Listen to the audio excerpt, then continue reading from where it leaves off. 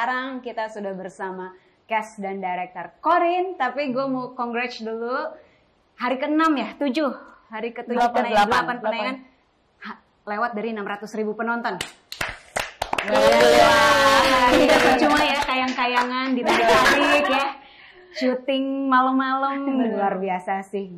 Gue nggak ngebayang begitu pas nonton filmnya, gila nih mereka syuting draining banget nggak sih gitu kan, gila sih. Apalagi harus beradegan 2 tokoh ya kan untuk kalian ya. Gitu. Oke, kita mulai dari Mbak Gita dulu nih Mbak. Ini kan kalau dilihat film horor ini menekankan isu penting, ya kan? Kenapa memutuskan ini perlu banget orang tahu dan mengangkat ini menjadi film tapi temanya horor? Ya, jadi memang film Corin ini punya narasi mistis yang cukup dekat dengan masyarakat mengenai jin Corin. Ya, setiap manusia memiliki sosok jin yang menyertainya dan tugasnya adalah membuat manusia tersebut jadi melakukan hal-hal yang tercela, misalnya kayak gitu ya.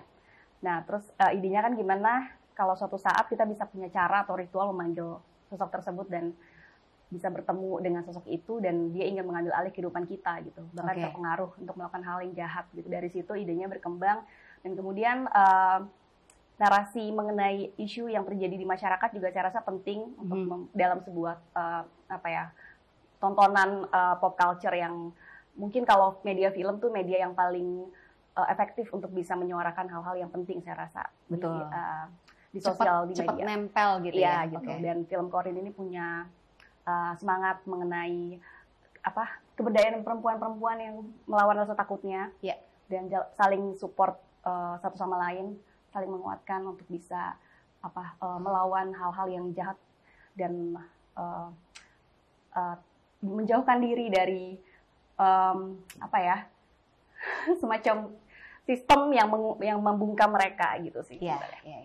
Karena maksudnya kalau dipikir-pikir hal ini juga terjadi di 2021 juga, isu seperti ini muncullah gitu, dan tapi setelah banyak orang bersuara, ya kan? Kalau cuma 1-2 orang tuh kayak nggak dianggap aja gitu. Tapi so far orang-orang yang nonton gimana pendapatnya Mbak? So far kita semua yang merasa sangat sangat bahagia, sangat senang sekali karena semangat kita ini ternyata tersalurkan dengan cukup baik, apresiasinya cukup baik. Kemarin juga ada nonton bareng dengan Kemenhak RI. Para petinggi di pondok pesantren di Tangerang Selatan nonton film kita dan apresiasi juga luar biasa. Masa? Gitu. Iya, mereka juga ngasih banyak pesan-pesan yang baik gitu untuk film ini. Nah, gitu. Berkaitan dengan ngomongin jin Corin, terus religion lah ya ini. Ini kan syutingnya bulan puasa ya. Kebetulan bulan puasa. Ini kan satu cerita bisnis yang lagi bulan puasa, ini kayak connect-nya lumayan deh. Itu gimana, ada kendala kan, terus kayak tantangannya apa selama bulan puasa? Iya, tadinya sih sebenarnya kita set up production-nya sebelum bulan puasa ya. Cuma memang ada beberapa kendala yang mesti diselesaikan gitu. Akhirnya kena di bulan puasa, sempat di minggu pertama puasa atau sebelum puasa ya kita sempat gitu ya, sampai akhirnya kena bulan puasa dan memang akhirnya jadi ada istilahnya ya, energi yang lebih lah yang harus teman-teman pemain coba kasih gitu untuk, dan tapi aku senangnya karena di dalam film ini kita mengerjakan filmnya dengan semangat yang besar sehingga itu menular satu sama lain gitu, jadi pengen semuanya menghasilkan atau memberikan yang terbaik gitu. Saling support lah, saling support ya. Kalau dari kalian berdua, karena ngomongin soal bulan puasa, semuanya saling support gitu. Tantangannya sendiri gimana? Mungkin dari Zulfa dulu boleh. Itu tantangannya syuting bulan puasa tuh lumayan drain banget karena memang secara karakternya tuh ini banget kita tuh punya sisi buruk kita terhadap karakter kan. Dan itu jujur buat aku tuh ngedrain banget secara energi gitu. Makanya apalagi pas bulan puasa, jadi double aja rasanya, double semua. job, double banget. Cuman ya itu balik lagi yang Kak Gita bilang, untungnya teman-teman tuh di sini saling support gitu. Even misalkan scene aku sendiri atau scene Alisa sendiri gitu. Kita sama-sama saling menguatkan aja untuk bisa menghasilkan yang terbaik gitu. Jadi syuting bulan puasa udah bukan suatu kendala yang besar sih, karena kita sama-sama mau ngerjain yang terbaik.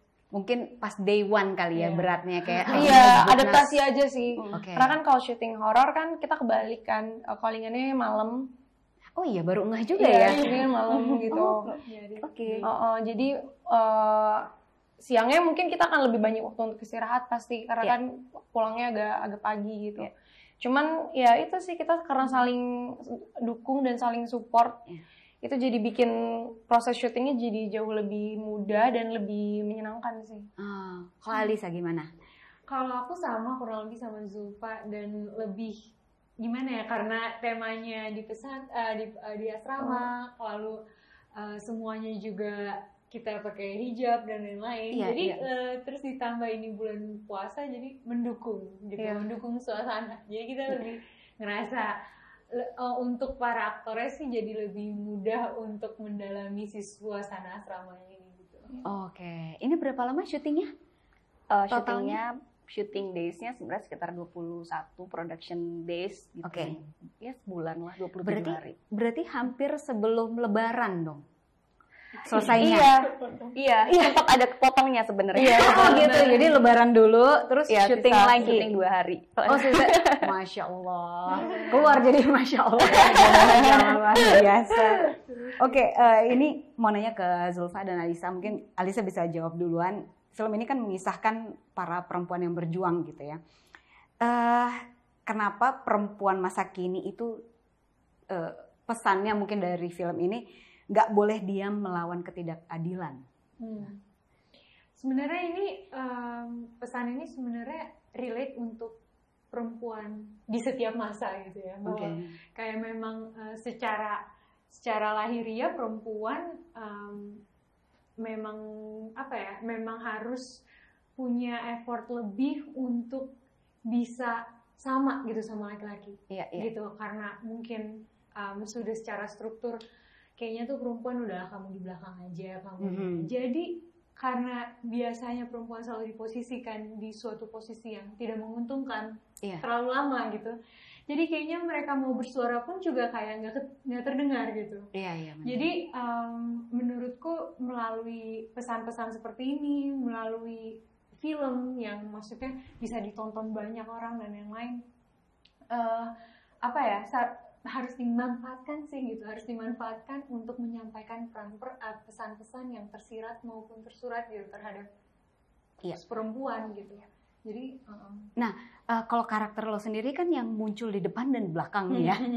Dan maksudnya untuk karakter ini sendiri sebenarnya sosok yang cukup outspoken, sehingga dia akhirnya ditahan lah.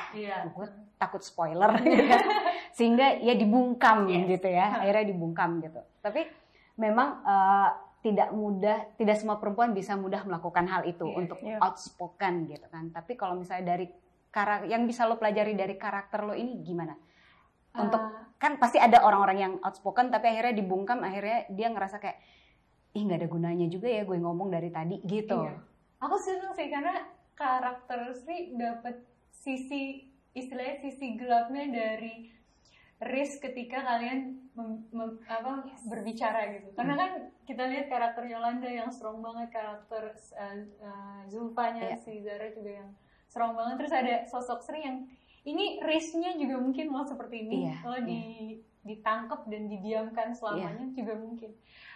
Kalau untuk aku sih kayak ini sih lebih kayak penting banget untuk punya orang lain gitu, karena kayaknya tuh si Sri support system bahasa sekarang yang kuat gitu. Jadi walaupun ada orang-orang yang mencoba untuk membuka lo dan membuat lo diem, ada support system yang membuat kita tetap sane, tetap terjaga, tetap aware untuk bisa punya kekuatan gitu untuk kembali melawan. Kan itu yang Sri nggak punya kan, dan itu yang dimiliki Yolanda dan Zara gitu. Oh benar juga, tetap sane itu penting banget. Gue beralih nih misalnya ke karakternya Zulfa gini. Kalau misalnya dilihat, gue sebagai penonton ya, lihat dari awal karakter ini banyak terjadi di perempuan-perempuan, apalagi mungkin di daerah yang informasinya belum seterbuka di kota gitu ya. gimana dia posisi dia adalah orang yang berprestasi. Gue harus hidup lurus banget, jadi kalau ada hal-hal negatif gue gak mau mengungkapkannya biar hidup gue tetap lurus gitu ya. Kalau gue melihatnya seperti itu gitu. Nah, lo sendiri gimana melihat karakter lo gitu? Iya itu sih aku lihat bahwa karakter Zara itu salah satu representatif banyak perempuan di Indonesia yang mungkin dia juga takut untuk bersuara karena banyak hal yang di sekitar dia yang bikin dia akhirnya tidak punya power untuk bisa outspoken gitu misalkan. Dan memang itu banyak terjadi gitu, nggak cuma misalkan di Asrama Putri, tapi di berbagai tempat mungkin ada Zara-Zara lainnya gitu. Dan benar gitu, maksudnya juga mungkin di situ dia ngerasa dia contoh buat murid-murid lain, maksudnya dia adalah role model untuk orang-orang lain, sehingga orang punya ekspektasi bahwa hidup dia tuh lurus, hidup dia tuh sudah sempurna gitu. Padahal mereka nggak tahu bahwa setiap manusia itu punya sisi fragile mereka masing-masing gitu, dan dia berusaha untuk tidak ngomongin itu karena mengikuti ekspektasi banyak orang di sekitar dia gitu. Makanya karakter Zara ini memang ada, maksudnya karakter Zara ini ada di berbagai tempat gitu. Banyak Zara-Zara lainnya mungkin yang memang mereka tidak bisa speak up karena banyak hal yang bikin dia akhirnya terbungkam. Makanya ketika dia ketemu Yolanda, baru dia menyadari bahwa oh iya, support system tuh penting banget ya. Bahwa kadang kita merasa kita nggak bisa speak up karena kita merasa kayaknya gue nggak akan didengar sama orang gitu. Justru itu bisa kepantik tuh gara-gara orang-orang di sekitar yang support gitu. Gitu. Itu penting, dan sebenarnya agak sedih juga ya kalau misalnya sampai ada yang sosok seperti itu di kehidupan nyata tapi nggak ada support sistemnya, sedih banget ya. Dan itu kan bisa bergulir bertahun-tahun loh kayak gitu. Apakah kalian pernah, ini bertiga nih ya, jadi penasaran. Ada ini nggak? Gue nggak tahu apa if this too personal, punya relasi atau yang diri sendiri mengalami hal serupa tapi akhirnya nggak berani, atau mungkin kalian belajar dari untuk mendalami karakter ini, punya kenalan yang mengalami hal serupa, you know what, gue pengen menceritakan ini deh di sini, that's why gue terlibat di sini gitu. Gimana, Alisa?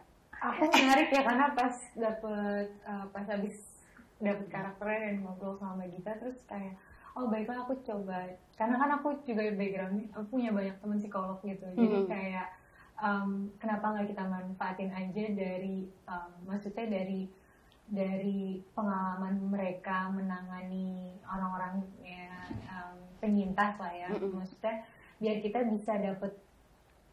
bisa nge-capture respon yang real gitu, yang maksudnya yang mungkin terjadi gitu oleh para penyintas gitu. Dan menyampaikan message yang benar gitu. Makanya aku sempat ngobrol dan memang ya nggak bisa dipungkiri memang cerita Zara ini banyak terjadi gitu, dan itu sih, dan ya masalah terbesar adalah mereka tidak bisa untuk bersuara, takut aja gitu, karena takut, dan hasilnya adalah ya isu dengan diri sendiri yang harus mereka atasi benar sendiri, gitu.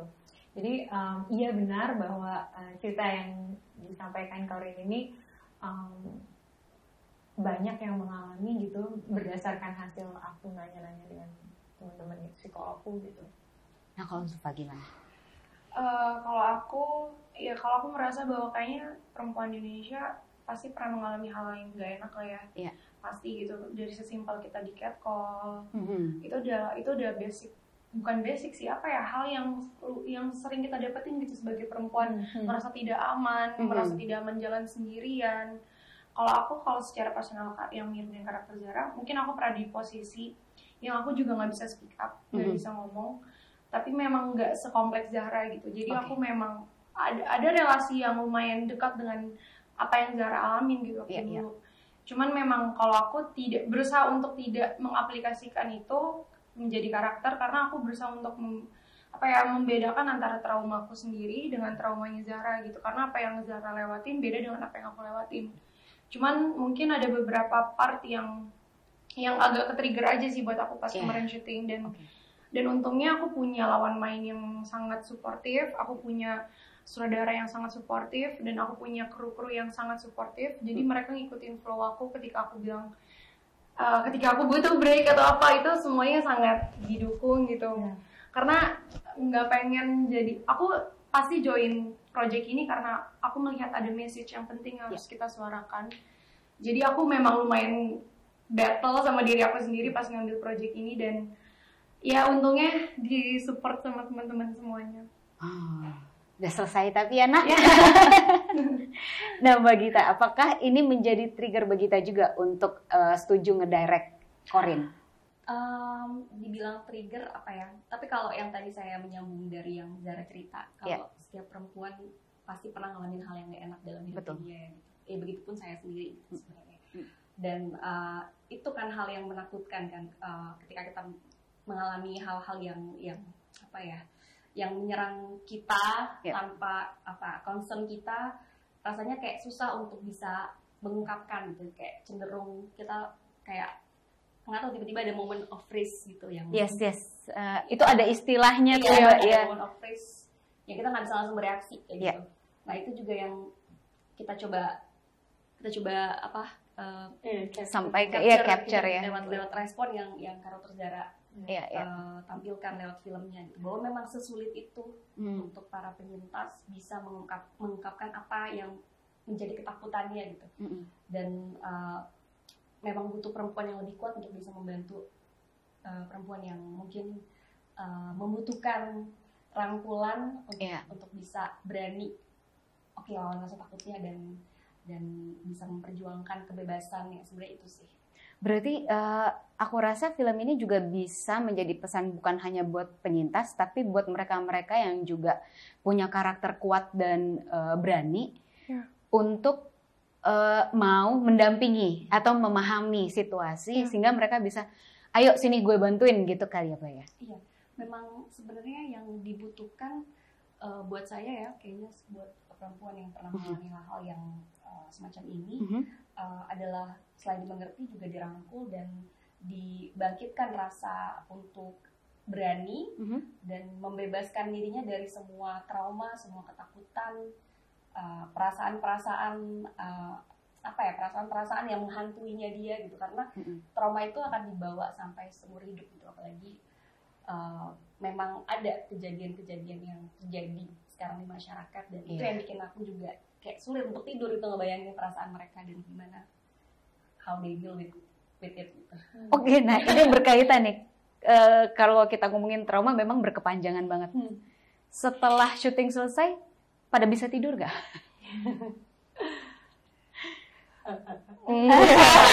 Kalau aku sih karena untungnya adegan-adegan berat tuh kita ambil di awal-awal kita syuting. Jadi secara energi kita masih hari-hari pertama kan, jadi masih on fire banget. Cuman mungkin kalau aku sih di beberapa adegan berat setelah itu tuh kayak lumayan overthink gitu, nggak bisa tidur gitu. Justru pas ketika adegan-adegan yang sangat berat gitu, untungnya makanya balik lagi, untungnya aku dikelilingi oleh orang-orang yang sangat suportif gitu. Jadi itu semua udah selesai gitu. Kalau aku sih untungnya ya udah di prepare gitu sebelum kita syuting gitu ya, maksudnya kan ada proses reading yang cukup lama gitu. Dan aku yakin kami semua sudah dipersiapkan dengan baik gitu pas di hari H. Jadi maksudnya kami semua jadi bisa siap gitu menanganinya, walaupun pasti ada overthinking dan lain-lain gitu. Kalau untuk aku juga setuju banget sama Zulfa, memang pemainnya tuh pas di lokasi syuting sangat suportif, kayaknya di sini si Sri adegan berat nih, ya kita kasih space dulu, tapi pas adegan itu ya udah kita make sure kita berkomunikasi dan main-main dan ngebahas hal lain yang biar dia nggak kepikiran terus gitu. Aku rasa mentally health gitu saling support, saling support. Misalnya kayak, guys minta waktu gitu, ya udah nggak ada yang ngajak ngobrol dulu, biarin kasih space. Tapi pas ada libur juga karena itu benar-benar kita manfaatin untuk bonding, yang untuk ngobrol hal-hal lain yang jauh di luar masalah ini gitu. Iya. Nah kalau kita ngomongin Corinne nih ke Mbak Gita nih ya, sempat ada diskusi nggak sih Mbak? Maksudnya kan ini berkaitan dengan kalau dari sisi agama Corinne itu di Islam gitu ya. Sempat ada diskusi nggak sih dengan kayak ahli agama kah atau yang paham soal Corinne gitu? Kebetulan yang penulis skenario film Corinne ini Mbak Lele, bapaknya beliau itu memang ustadz. Oh oke. Jadi memang banyak diskusi yang ditanyakan gitu lewat dari bapaknya Lele, dan aku pun juga sih sebenarnya gitu. Jadi banyak menanyakan hal tersebut ke orang-orang yang lebih paham ilmunya kayak apa sih sebenarnya. Iya. Berarti jadi, pemanggilan Corinne itu memang ada? Ada, katanya memang ada cara untuk bisa memanggil Corinne kita. Dan ada doanya khusus juga sebenarnya kayak gitu kan. Cuma again dalam sebuah film kan kita membuat sebuah cerita atau dunia fiksi yang memiliki rules of the game-nya sendiri kan, sebenarnya gitu. Jadi sebenarnya apa Corinne ini kan yang kita munculkan dalam film ini sebenarnya adalah bagian dari purpose yang ingin yang ingin dicoba untuk dicapai oleh karakter Ujai sebenarnya. Di sini yang memainkan adalah Omar Daniel, sebenarnya kayak gitu sih. Oke, next pertanyaan berikutnya ini buat Zulfa sama Alisa nih.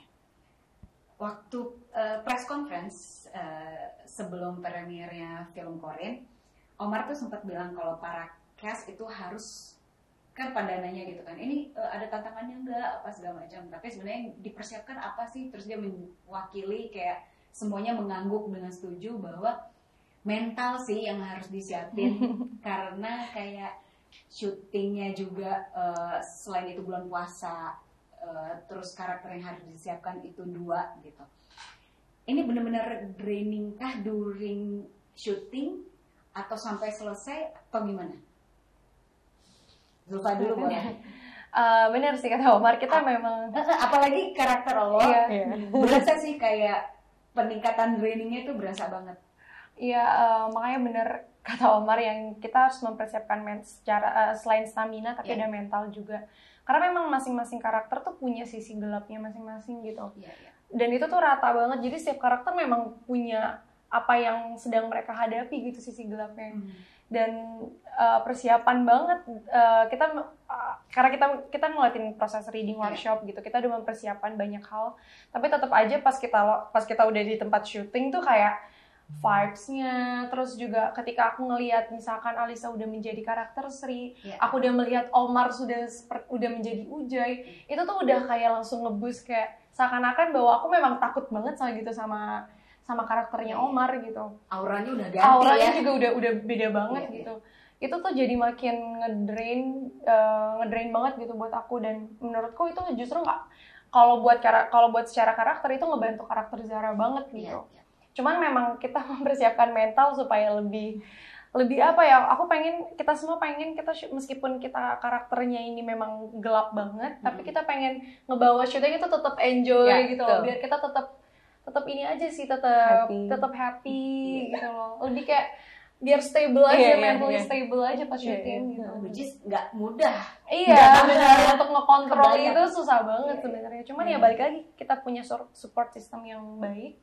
Jadi masalah mentally pas kita syuting tuh untungnya jadi bukan hal yang berat banget gitu. Nah, Alisa, ini pertanyaannya sama, cuma perbedaannya kan kalau misalnya karakter Zara ini kan ada level, ada eskalasinya gitu kan, dari yang sebenarnya menurut dia adalah nggak kok, hidup gue nggak apa-apa, yang kemarin itu nggak apa-apa, sampai akhirnya menyadari ini salah gitu kan, itu kan ada peningkatannya.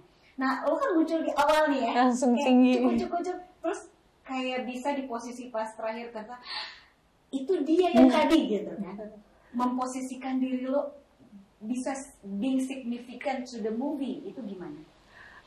Jadi memang ini salah satu challenge-nya waktu ditawarin juga, karena memang ini karakter Sri kok range emosinya ekstrim kanan ekstrim kiri ya, either dia tinggi banget atau dia lost banget ya gitu kan.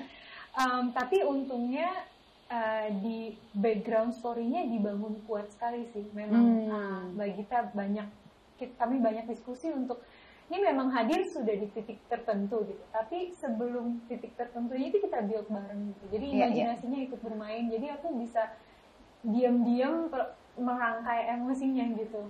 merangkai emosinya, jadi nggak langsung di sana. Iya. Dan pas mau take juga, jadi aku ingat-ingat bahwa kenapa aku bisa di kejadian ini dan lain-lain. Karena aku selalu diikut sertakan dalam proses reading dan lain-lain.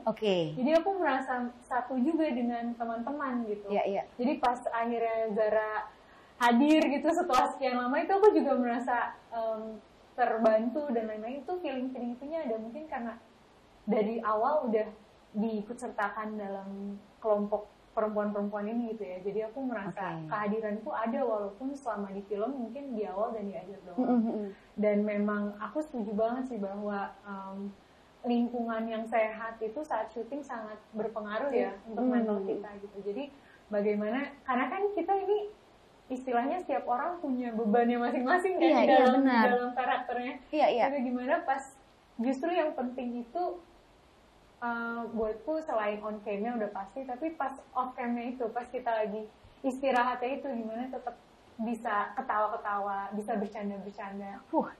Switchingnya nggak kebayang switchingnya. Itu lebih penting, dan kita semua willing untuk melakukan itu biar kita tahu ini untuk sama-sama, biar tetap sane sampai akhir gitu. Nah, berapa lama waktu yang lo perlukan untuk ketika kemunculan lo hampir di terakhir itu memperlihatkan bahwa lo tuh udah going insane gitu? Berapa lama untuk persiapan take-nya? Jadi memang persiapannya itu cukup lama, karena sebelumnya itu aku udah, pas sebelum take aku udah cukup kayak isolasi diri dulu di rumah gitu. Terus makannya yang cuma rebus-rebusan sengaja gitu, biar kan ada adegan, memang itu makanan Sri kan, jadi aku kayak memang apa yang bisa aku lakukan biar nanti nggak tiba-tiba di situ. Ya udah, jadi kayak di rumah banyak isolasi diri, terus dari mulai makanan tuh yang hambar-hambar gitu. Sengaja menyusahkan diri ya? Biar kayak nanti pas take tuh nggak langsung. Aku sudah susah gitu. Terus ya untungnya ini sih tadi aku udah bilang juga, teman-teman udah tahu. Oh ini mau adegan Sri, udah berapa satu jangan diganggu. Itu sangat membantu, karena nggak semua pemain itu aware sama itu. Gitu, kayak kadang-kadang tetap diajak bercanda lah atau apa. Iya. Ini enggak sih, ini dikasih space. Ada sempat menangis nggak sih kalian kayak menghadapi situasi itu? Atau teman-teman cast yang lain ada, gila gue nggak sanggup gitu. Ketika lagi proses syuting. Ya mungkin Zara ya di awal sih. Jadi memang treatment syutingnya tuh memang sengaja kita semacam chronological. Sebenarnya untuk membangun itu tadi emosi supaya dia udah punya gambaran apa yang kira-kira terjadi gitu. Jadi di awal itu memang agak berat diambilnya untuk porsinya Zara. Tapi kemudian habis itu dia kan kayak di-repress gitu emosinya kan sampai ke belakang. Pas sudah reparti sih paling kita akhirnya tangis-tangisan kayak Tapi menarik pas justru pas reading sebelum take kan reading itu kita sama acting coach-nya itu diajak buat berimajinasi dengan scene-scene yang udah ada di naskah maupun yang belum ada di naskah. Jadi yang misalnya ada yang nggak diceritakan di skrip, itu kita coba untuk isi kan ya. Itu untuk menambah ini ya feel-nya sampai Lia nangis dan bisa sampai ke trigger sih. Tapi melihat reaksi penonton di seminggu awal terbayar lah. Segala tangis dan duka semua terbayar. Lebih melewati 500,000 penonton sudah. Amin.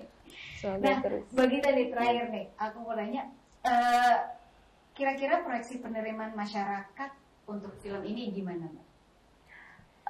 Proyeksinya ya, saya harap film ini bisa diterima dan ditonton sebanyak-banyaknya penonton.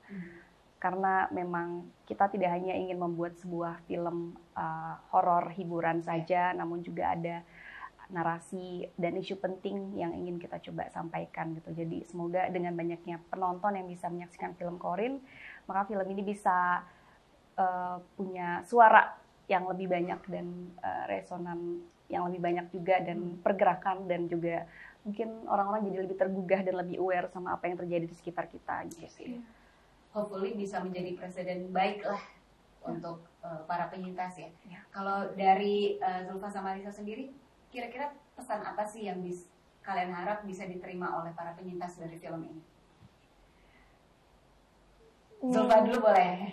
Kalau aku sih berharap mungkin untuk para penyintas dan orang-orang yang mungkin pernah mengalami hal yang serupa juga, kita pengen banget menyuarakan ruang yang aman bagi semua orang, mungkin gak cuma untuk perempuan gitu, gak cuma di lingkungan asrama putri, di semua tempat kita pengen banget menghadirkan sebuah tontonan yang bisa menyadarkan gak cuma perempuan juga, tapi untuk laki-laki juga, ruang yang aman, ruang aman untuk bekerja, ruang aman untuk kita bisa bersama-sama gitu. Karena kadang yang paling justru struggle-nya kita tuh kayak merasa nggak amannya gitu loh sebagai perempuan kan. Jadi kita pengen dari film ini bisa menyadarkan banyak manusia-manusia untuk lebih aware lagi tentang nggak cuma tentang perempuan aja gitu, tentang laki-laki juga sama. Gimana, Alisa? Iya, setuju bahwa memang kalau untuk nonton yang paling sederhana ya dan paling mungkin bisa di-achieve adalah meningkatkan awareness ya, maksudnya meningkatkan kesadaran bahwa pertama ini memang balutannya fiksi, balutannya maksudnya ada segala macam penambahan ya, tapi memang isunya ada gitu. Dari itu aja sih, maksudnya apakah nanti ada tindakan action yang bisa terpengaruh dari film ini atau apa, itu memang harapan juga. Cuma ya paling sederhana meningkatkan awareness orang-orang yang mungkin tadinya tidak sadar ya, tidak aware bahwa emang masa sih ada atau enggak, masa sih isu ini ada gitu di dalam lingkungan tertentu gitu. Bahwa ya itu aja sih, sesimpel orang jadi sadar bahwa iya ya ada sih ini bener sih gitu, ini mungkin terjadi sih gitu. Yang which is kalau sebenarnya orang mau googling juga banyak berita itu ya. Tahun-tahun 2021 aku baca ada 6 kasus, belum lagi 2020, 2019 dan seterusnya. Dan ini semoga bisa jadi pembuka mata untuk semua orang sih ya. That's a nice closing. Aduh, Alisa, Zulfa dan Bagita, thank you so much for your time. Thank you so much. Sukses buat Corin dan hopefully kita bisa menembus 1 juta. Amin. Terima kasih.